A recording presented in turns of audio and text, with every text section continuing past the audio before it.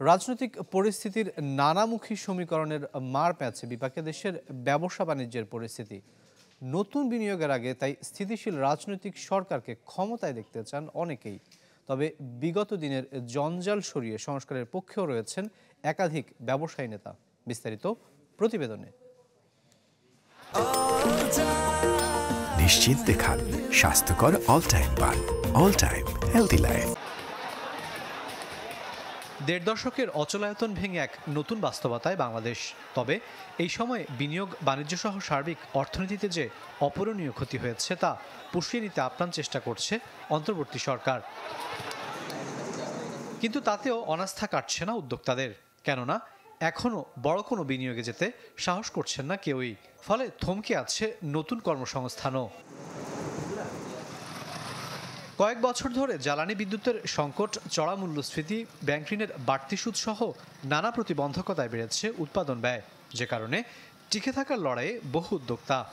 এমন বাস্তবতায় রাজনৈতিক স্থিতিশীলতার পাশাপাশি সার্বিক ব্যবসার পরিবেশের উন্নতির আশা করছেন ব্যবসায়ীদের শীর্ষ সংগঠন এফবিসিসিআই এর সাবেক এই সভাপতি। আমরা একটা ট্রানজিশনের মধ্যে যাচ্ছি এবং একটা অভিনব ট্রানজিশন, এটা স্বাভাবিক নয়। গণ আন্দোলনের মধ্যে, বিপ্লবের মধ্যে সরকার হয়েছে, সামনে নির্বাচন, এই অনিশ্চয়তাগুলি রয়েছে। এর মধ্যে কিন্তু সবাই চিন্তা করবে যে বিনিয়োগটা এখন সঠিক সময় কিনা। বিদ্যুৎ, গ্যাস ঠিক মতো থাকতে হবে, ব্যাংকের আমাদের যে সহায়তা সেটা থাকতে হবে। কন্ট্রাকশন মনিটরি পলিসির মাধ্যমে প্রাইভেট সেক্টর ক্রেডিট কিন্তু কমিয়ে আনা হয়েছে এবং সেভাবে অ্যাভেলেবেল হচ্ছে না। এই জায়গাগুলি কিন্তু অ্যাড্রেস করতে পারে। মোটা দাগে বলা যায় 2025 সালের শেষ দিক থেকে 2026 সালের প্রথমার্ধের মধ্যে নির্বাচনের সময় নির্ধারণ করা যায়। এরই মধ্যে বছর দেড়েকের মধ্যে নির্বাচনের আভাস দিয়েছেন প্রধান উপদেষ্টা, যার উপর ভিত্তি করে ব্যবসা বিনিয়োগের নতুন ছক কষছেন অনেকেই। কারো মতে নির্বাচনের ঘোষণায় আত্মবিশ্বাস বাড়ছে বড় একটা অংশের, যারা প্রত্যাশা অনুযায়ী বিনিয়োগ করতে পারেননি গেল ১.৫ দশকে। এফবিসিসিআইর সাবেক সভাপতি আব্দুল আওয়াল মিন্টুর মতে দেশের অর্থনীতিকে গতিশীল করতে বিকল্প নেই গণতান্ত্রিক ব্যবস্থার। যদি রাজনীতি ভালো না হয় তাহলে অর্থনীতি ভালো হবে না।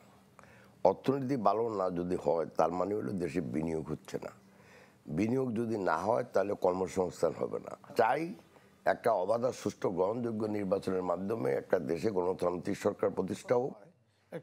নির্বাচনের পাশাপাশি ব্যাংক ব্যবস্থা, অবকাঠামো, আমলাতন্ত্রের জটিলতা কাটাতেও দ্রুত উদ্যোগ নেওয়ার দাবি শীর্ষ উদ্যোক্তাদের।